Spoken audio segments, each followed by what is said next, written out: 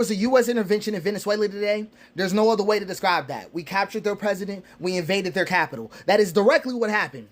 Everything else is fluff. But we're going to talk about what happens after that because no one else wants to have that conversation because you're going to hear the words new chapter. I just want you to know that phrase never describes reality. It always is intended to end a conversation before it starts because a chapter implies narrative progress. It tells you where you are without ever telling you who's holding the pen. That's the point of it. And you can notice what's missing right in there, can't you? There's no description of how stability is going to get measured. At all. No definition of who decides when order has returned. No explanation of what happens if it doesn't. So that's not oversight. It's just an architecture landing. So the first thing that you're going to be trained to believe is that removing a person is the same thing as resolving a system. It's not the same. That it feels intuitive though. I understand where you're coming from. It feels moral. It feels clean. But it's also historically false because drug economies don't run on loyalty to leaders. That's not what drug economies run on. They would have been called leader economies. I'm just trying to help you. They run on geography, demand, enforcement gaps, money velocity, and oil economies don't stabilize because new flags are raised. They stabilize when contracts, force, and legitimacy align. That's how you get an oil economy to stabilize. And that alignment is never neutral. So if you're waiting for improvement before asking questions, you're already late. And also, you're going to see a bunch of videos. A bunch of them. Celebrations, relief, smiles, and that's the most dangerous misread of it all because relief is not consent. Hear what I just said. Relief is not consent, right? Hope is not legitimacy. Online effect is not sovereignty. So people can be glad a man is gone and still be trapped inside of a structure that never asks them about what comes next. It's just true. Both can be true. That's the part you're not supposed to hold at the same time, though, because you're going to get offered a choice in this. Either this was liberation or this was imperialism. You'll be forced to pick one, defend it, and fight your neighbor. But that binary itself is the shield because when you accept it, the moment you accept it, you stop asking the only question that matters. What president was just set and who gets to use it next? Not Venezuela, right? Not Venezuela, next. Okay, in the oil conversation, let's talk about oil.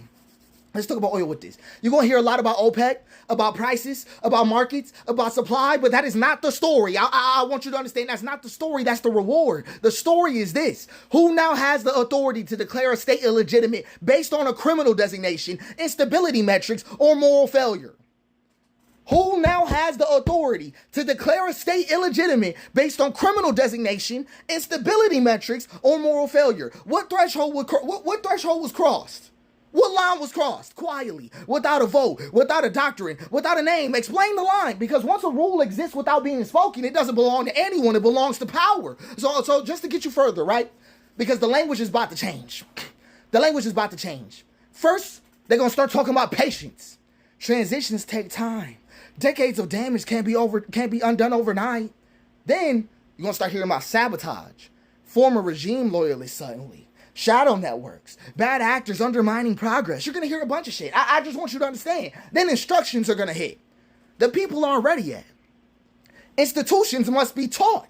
Democracy requires capacity, right? Then this is the turn. Security will always hit there before freedom. Not forever, just temporarily, just until things stabilize. And that's the part they'll always try to say softly. Because if the drugs don't stop, it won't be evidence that their own strategy failed. It'll be evidence that they didn't go far enough. If the violence continues, right? I'm trying to get you right. If the violence continues, it won't be blamed on the intervention. It'll be blamed on the culture.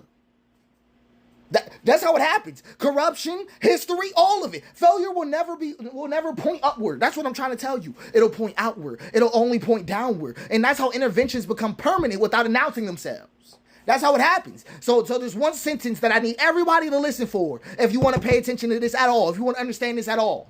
And when you hear it, it'll make sense to you. Right? This situation is more complicated than initially understood.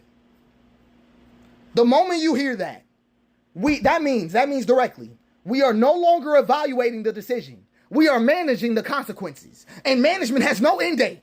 Ever. So here's how you protect yourself from this, because I want to help y'all protect yourself from this. Don't ask, is this good or bad? Don't ask that no more. Who defines success? Who decides when this is over? What happens if it fails? Right. Why does every failure require more control and never less? Right, real questions. Because if those questions ever make people uncomfortable, that's how you know you're asking the right ones. Because this is not about Venezuela. It's about how stories are closed before accountability opens. That's how it happens. Right. It's about how new chapter gets used to erase footnotes, and remembering when the narrative feels finished, it's usually when the real costs start to pile up. And none of this is cynicism. I'm not being cynical at all. This is literacy, and literacy is dangerous to systems that depend on you relying on confusing relief instead of resolution. It is.